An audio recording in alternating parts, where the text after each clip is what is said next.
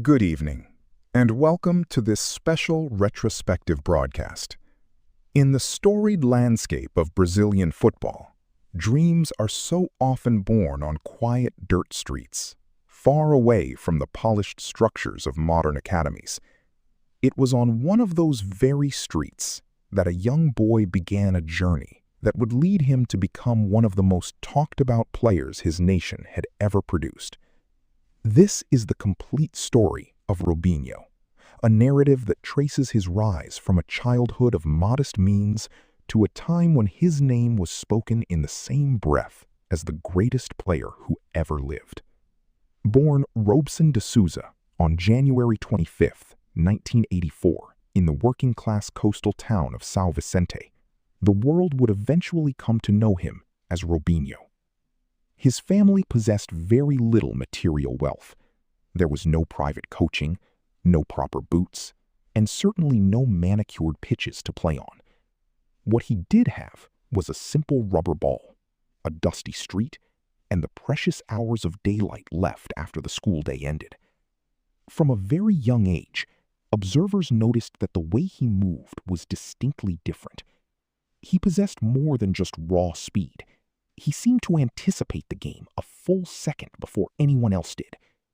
Neighborhood children who were older quickly realized they did not want him on the opposing side. He was simply that remarkably good, even in those early years. By the age of 10, his exceptional abilities had local coaches talking. By age 15, his remarkable talent caught the attention of Santos FC, the very club that, decades earlier, had built the global legend of Edson Arantes do Nascimento, known to the world as Pelé. It was during his time with the Santos youth setup that Robinho's life changed forever. He was given the opportunity to showcase his skills in front of Pelé himself. The legend watched closely, noting the teenager's balance, low center of gravity, and an uncanny ability to change directions effortlessly. Pelé did not merely offer compliments.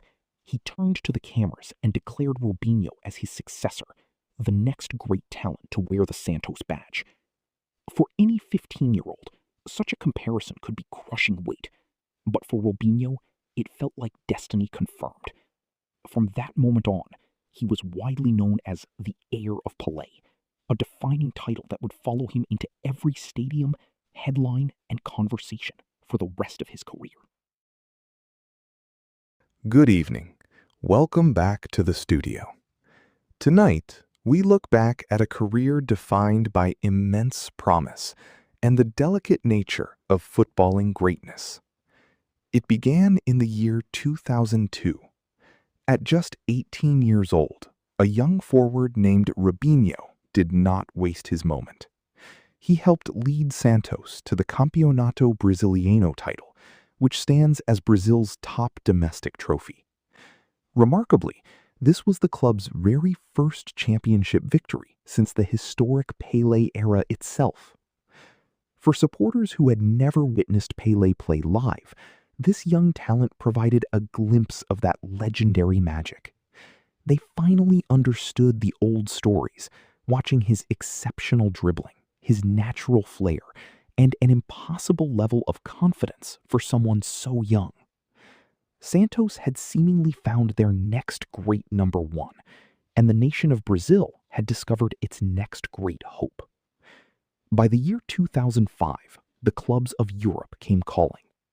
Real Madrid secured his signature in a transfer deal worth over 24 million euros, representing a massive statement of intent for a 21-year-old player. His early performances at the famous Bernabeu Stadium turned heads across the entire footballing continent. Some pundits began comparing his style not only to Pelé, but also to Maradona. With the Brazilian national team, he established himself as a regular presence, eventually winning the Copa America in 2007. He went on to play at multiple World Cups, ultimately earning over 100 caps for his country. On paper, it appeared that the early prophecy made by Pelé years prior was coming true, piece by piece. However, Talent built purely on individual brilliance can be highly fragile when it is not matched by consistency and discipline. In 2008, Robinho moved to Manchester City in a British transfer record deal. While this transition should have been another major step forward, it instead marked the beginning of a slow, steady decline. What followed were various loan spells and a move to AC Milan, resulting in a career that became increasingly defined by past reputation rather than his current form on the pitch. It is a familiar pattern in the world of football, where brilliance peaks too early, and the discipline required to sustain that level never quite catches up. Though he was still only in his mid-20s, the spectacular version of Robinho that had once caused Pele to point him out was already starting to fade quietly from the headlines. It remains a poignant, gentle reminder of what was. Good evening, and welcome back to our studio report. Tonight, we look back at a career defined by immense promise and a life ultimately altered by events away from the stadium.